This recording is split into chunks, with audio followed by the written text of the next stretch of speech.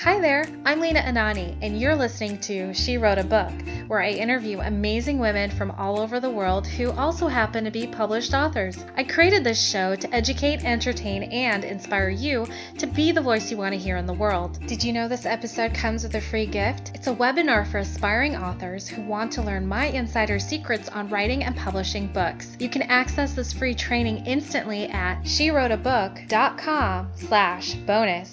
Now let's get started. You are listening to episode number 10 of She Wrote a Book. And today I'm interviewing Kori D. Miller, author of the book Hush, a Dezeray Jackson novel. Dezeray Jackson examines the cold case of a 13-year-old girl from Fremont, Nebraska. As details of the case unfold, Des is forced to confront her feelings about her sister's unsolved murder and manage her relationship with her former lover, Patrick Murphy. Kori creates sinfully scandalous mystery thrillers. With a bachelor's degree in psychology and an intense interest in body language analysis, she's developed a compelling, strong, and sassy PI from the Midwest. Hush is the first book in the series.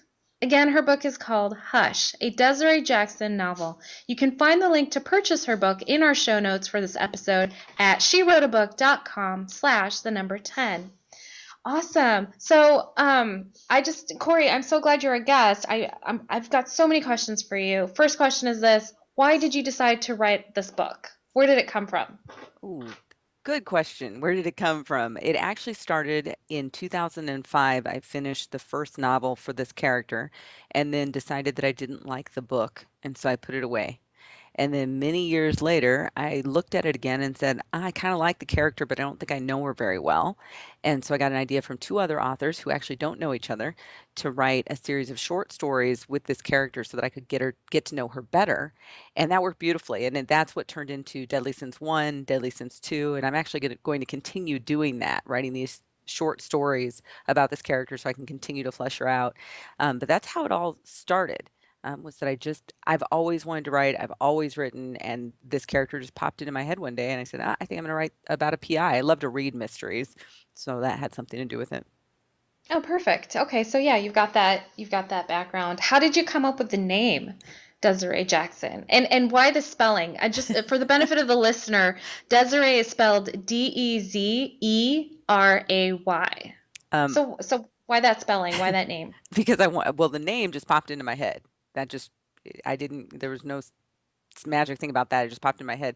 But then when it popped into my head, I said I wanted to be able to shorten it because I wanted her to have sort of a nickname. And so I spelled it that way so that when I shortened it, it was Des, D-E-Z. I just Oh, that's so clever. wanted her to be called that. So yeah, that's how that happened. Incredible. That's awesome. So, so tell me a little bit about like her PI personality.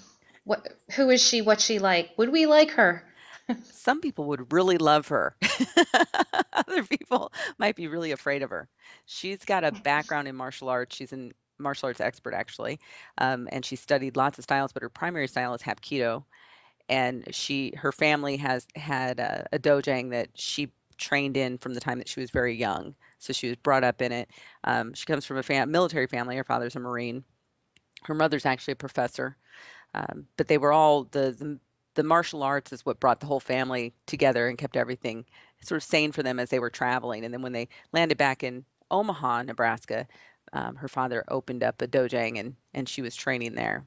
That's why I say some people might be very afraid of her. She can do some things that the average person cannot do and do them very quickly and easily. Hapkido is a Korean self-defense art, and you're taught how to and trained how to break things and really inflict pain and control pain in other people. And so that's Oh the kind of man. person that she is.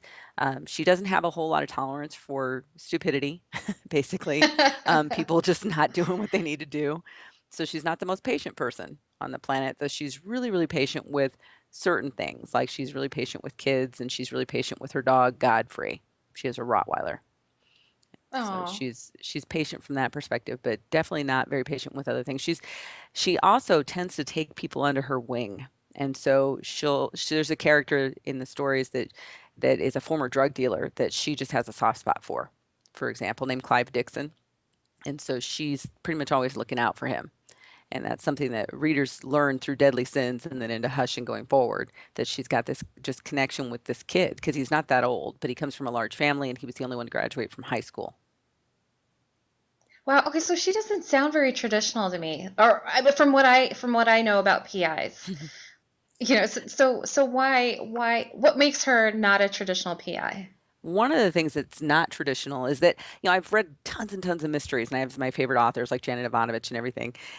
Love her Bounty Hunter series. Shout out. Anyway, I do. I absolutely love that series. At any rate, one thing that a lot of PIs tend to have in common is they're struggling. They're always struggling financially, and that is not this character. She doesn't struggle financially. She's been really smart with her money. She used to work for a company called Tracer International, and when she traveled and worked for them, they paid for all of her housing and her food, so she could bank her paycheck and she could invest her money. So she's not struggling in that way, but she still has the mindset of someone who does struggle. And so she'll make comments like that in the story about paying a bill or being worried about something, but she really doesn't have anything to worry about from a money perspective. She ends up back in Omaha because her great aunt Violet dies and leaves her the house.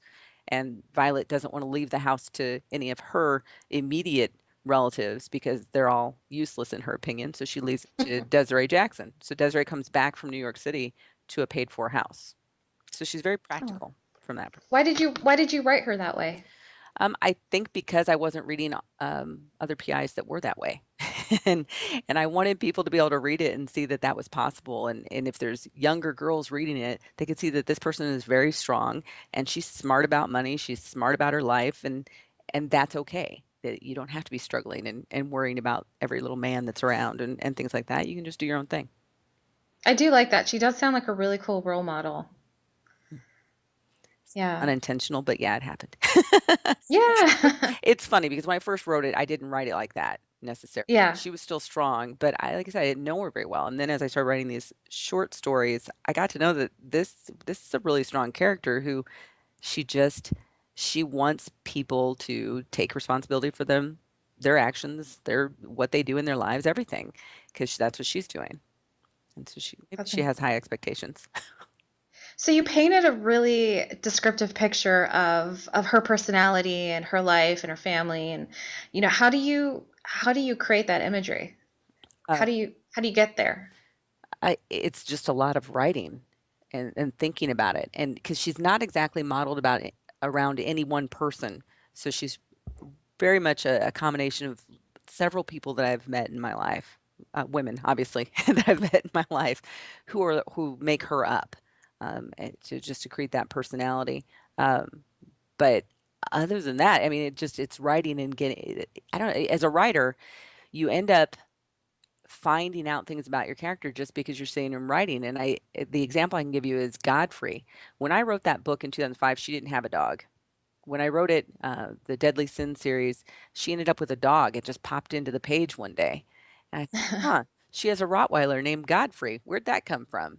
And then I had a whole backstory on Godfrey. The dog she picked it up at the Humane Society, and it used to belong to a police officer that was killed. Hmm. Very cool. See that? I mean, that level of details, I think, is what makes great writers great. And I like, I'm sure my listeners have heard me say this so many times now. I really admire fiction writers. I'm a nonfiction writer, Oh, but when I talk to fiction writers, it's like, God, you guys are so amazing. I have you on pedestals. I mean, we just make stuff just up. yeah, but it's not that easy. I mean, I don't know. I would just think like you make stuff up, but you really go into detail. I mean, you really have to paint these three-dimensional characters. You really need to go into their backstory. You need to Yeah. figure out, all these little details and all the little, you have to make all the little details come together at the end. Like it all Mhm. has to make sense. Well, and that's what I So, didn't do. So when I wrote the story initially, I didn't do enough of that. And I think that's one of the things that bothered me about that story initially. So when I uh, set out to do it again, the entire goal was get to know the character better. And as I said, the easiest way for me to do that is just simply start writing and see what pops up because I'm not much of an outliner, mhm. generally speaking. So I will just sit down and start writing, and if it shows up on the page, a lot of times I'm surprised what I see, and I just go, "Oh wow, I didn't know Patrick Murphy existed, and that they had a relationship when they were in high school, and until I start writing it." As odd as that Did sounds.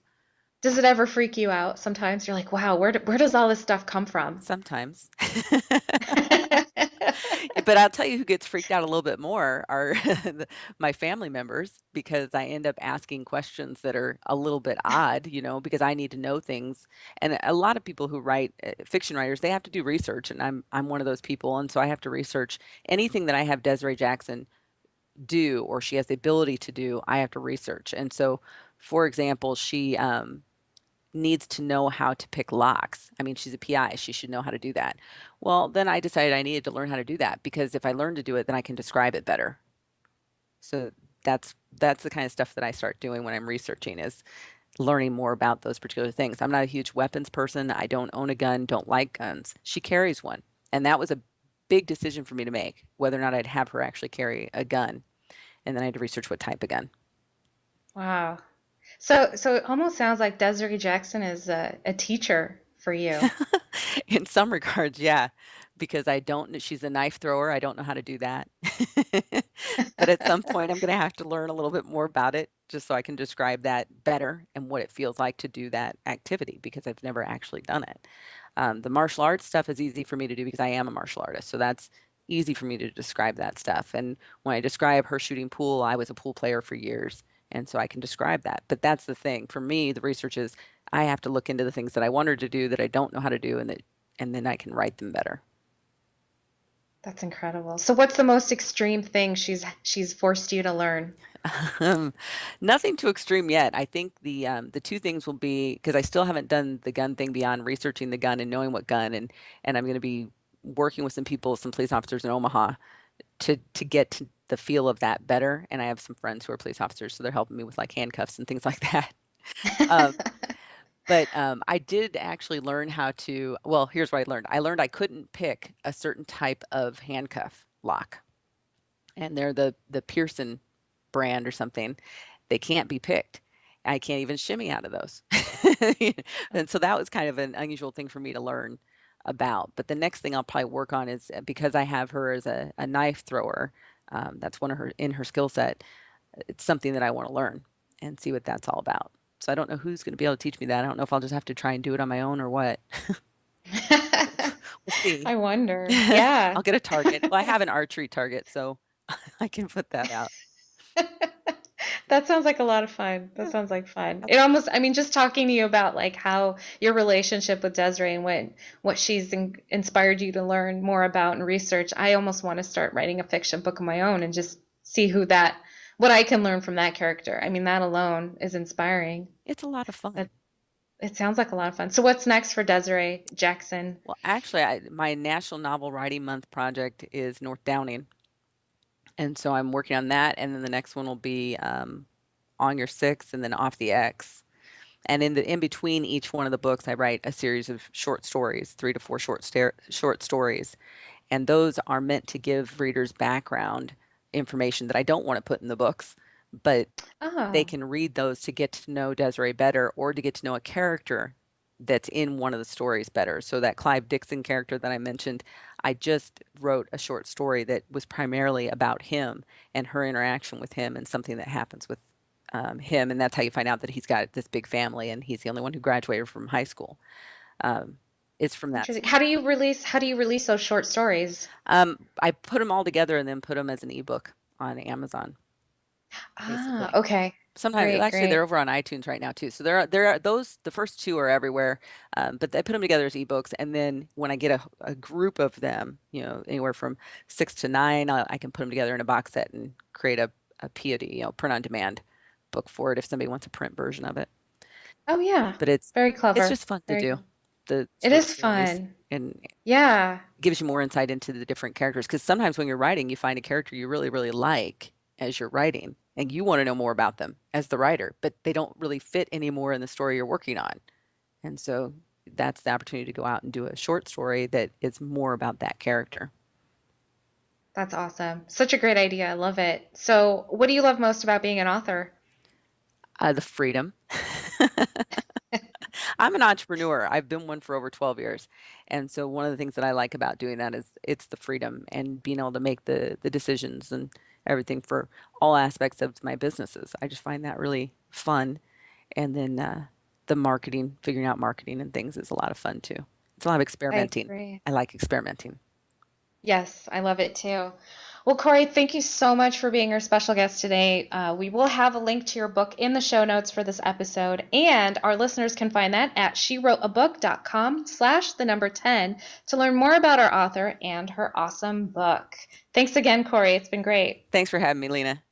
Thank you for listening to She Wrote a Book. If you enjoyed this episode, then subscribe now so you can automatically get access to all new episodes, and feel free to share your inspired thoughts with us in the comments too. I'd love to hear from you. Are you ready to write your own book? Get started now with my quick and concise webinars so you can learn my insider secrets on writing and publishing your own book. Claim your free gift now at SheWroteABook.com/bonus. Until then, may you always feel good and make magic. Feel good, make magic now. Lena and Anani will show you how. Ignite that wisdom inside of you and show the world what you do. To publish, write, and promote, learn the best way to go.